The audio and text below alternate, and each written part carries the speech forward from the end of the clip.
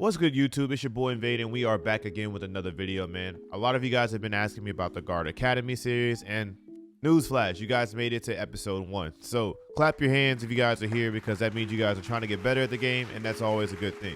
Now, this video is going to be for guards, as you guys could clearly read. I may do a big man academy, but for now, this is going to be for your point guards, your shooting guards, and your small forwards. From watching these videos, you should improve a lot, and you should be knowing what to do.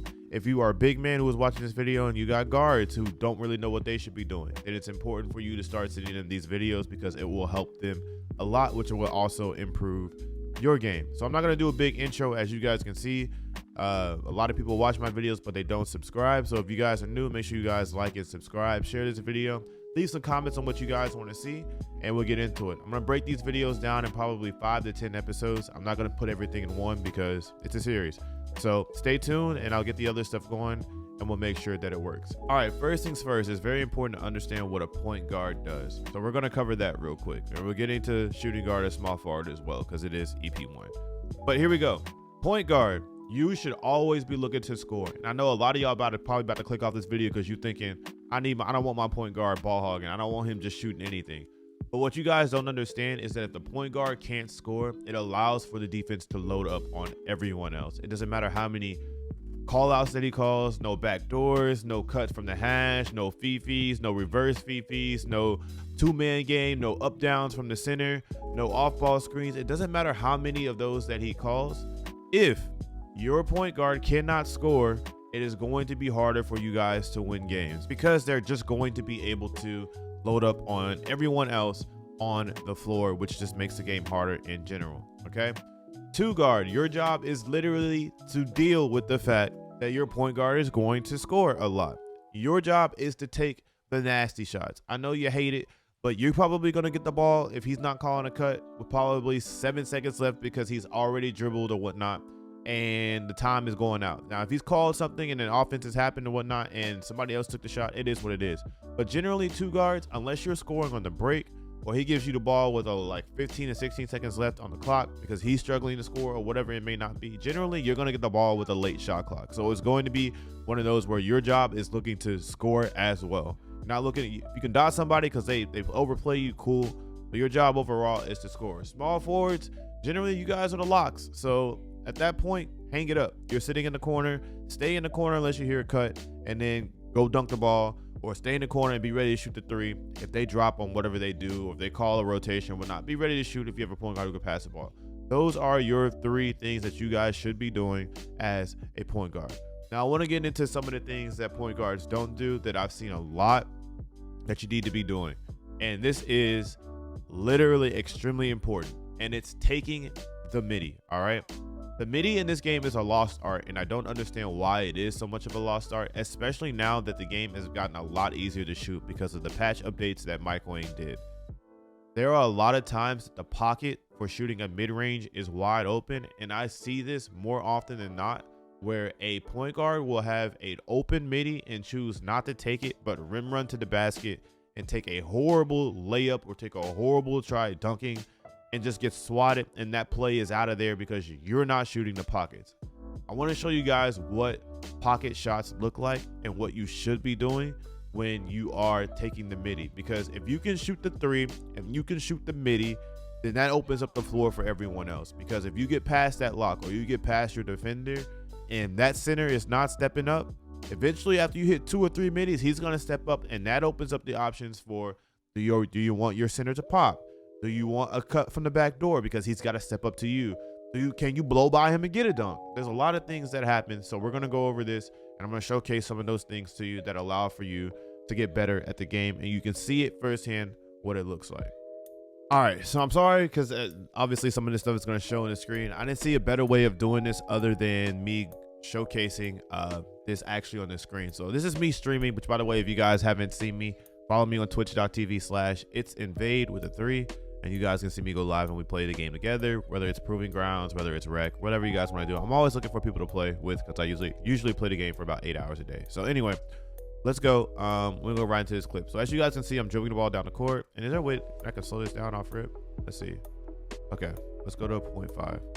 All right, so as you guys can see, dribbling the ball down the court. See, this important to understand where everything is at here. This is they have 3 centers basically. This guy's big, this guy's big, this guy's big too, but I guess he's considered the lock, even though he's pretty big. You guys can see I have 21.62% from the field goal range. You can see where the score is at. 2 minutes 58 seconds left. Is 57 and 58. But anyway, let's go into it. So you see where I'm at right now. This guy in the front has already taken off. He's going back over here. This is wide open. Now I could shoot this 3 here, but it's a little deep. Even though I have 99.3, I've already dribbled a little bit. Yeah, you can make it, but it's a little deep. Not really comfortable taking that shot, so I go pocket right here. I see a lot of guards try to go and dunk this. Don't do that. Shoot that. You have 2 options. You could have hit that guy in the right corner, or you could just shoot that. Now, for me personally, I'm choosing to shoot the shot because I don't trust randoms in proving grounds. Now, if you're playing with your teammates and you trust them, dot the corner. It's a 3. 3 is always better than 2. But here, I'm shooting that. All right, there's a pocket shot right there. Just understanding it. All right, let's do another one. Here we go.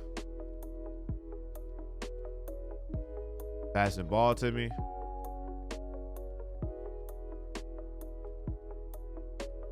Throwing it. There ain't nothing realer. I'm moving. You guys see I have heat check here. Moving to get open. Wide open too. Bang, bang. Nothing crazy. Easy. Just knowing that the MIDDY is available. Light work. All right, here we go. Another one right here. Let's slow it down. Yup. Hit him with the jab step. You see where he's at. You see where everyone else is at. Keep in mind I have an AI here. The spacing is awful here. So that's another thing. When the spacing is awful, it's important for you guys to try to find a way to score throughout the spacing, because this is what you're going to get in any type of random type of game that you're playing in 2K. The only teammate that I actually have here is Dion right here. This guy's already left the game. And then these 2 are running around. The spacing is horrible. And this guy is running towards me, which I don't know why. But here we go. So I'm going. I get a quick one. Look, I see a lot of people, they try to go right into this. They want to drive and try to beat this center there. Man, shoot this MIDDY, because they can't deal with that. Now I want to show you one where it looks like where you should be taking it, where you don't take it.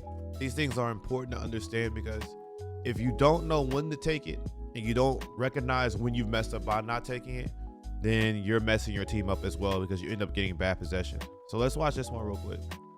You can see right here. Boom. Right here should have been a 3. And I know we're talking about taking a MIDDY, but it's a guard academy, right? So let's learn together, right? Right here, this is wide open. Literally wide open. This is a wide open shot. I have deep bomber. You should take this shot at all times. I messed up once by dribbling right back to him, but I go.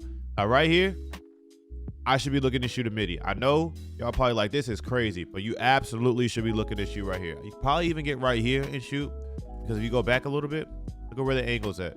So I probably could have got like right here, because this guy is running off and this guy is behind me. So he's going to be in basically a crab position. So I probably could have got right here. Let's go up just a little bit. You see the left corner is stepping. This guy is running towards me, which is a no-no. Do not do that. This is the lock at this point, which what I talked about earlier. Do not do that. Stay in the corner here, because if he's stepping, this is wide open. But this guy runs towards me. So because he runs towards me, this is what I get. Now, this guy's guarding me, this guy's guarding me, and I have an AI play over here. Again, this all could be avoided if I just take this shot right here, because now look at what we're getting here. Now I'm locked in. There's nothing that I can do, okay? So that's one right there. All right, real quick, I want to show you guys another clip here of what a MIDDY should look like. So you see me right here. Going, I already have 2-way, so I'm just gonna blow by this guy. See right here, boom. This is a Steph Curry cross, hit him with behind the back. Now look, this guy's already running here. He's thinking I'm gonna pass him the ball. Now I probably could have gone and just dunked the ball. Let's see what he does. Definitely could have gone and dunked the ball, but I am now so like locked in that the minute that I get space to shoot a MIDDY, I'm shooting a MIDDY, because I want them to understand that I have this in my bag. Now, again, you got to be able to make the shot, but I want them to understand I have this in my bag, because I want the center to guard it. Because if the center has to guard it, then that means that opens up a lot of ways for you to call other things for your teammates. Green. So this is going to be it for episode 1 of Guard Academy. Make sure you guys are working on those pocket shots and taking the middies when they are available to you. Pay attention to what you're doing in the game, whether that's in the rec, or whether that's in park, or whether that's in pro-am, whether that's in proving grounds. Pay attention to what you are doing in the game so that you can be better for your teammates. Don't be like everyone else and just shoot threes and try to dunk. You're messing up the game and you're losing out on how good the game actually is. I know a lot of people complaining about it, but the game's actually pretty good, man. All right, anyway, I'll catch you guys in the next video, episode 2 soon. Peace.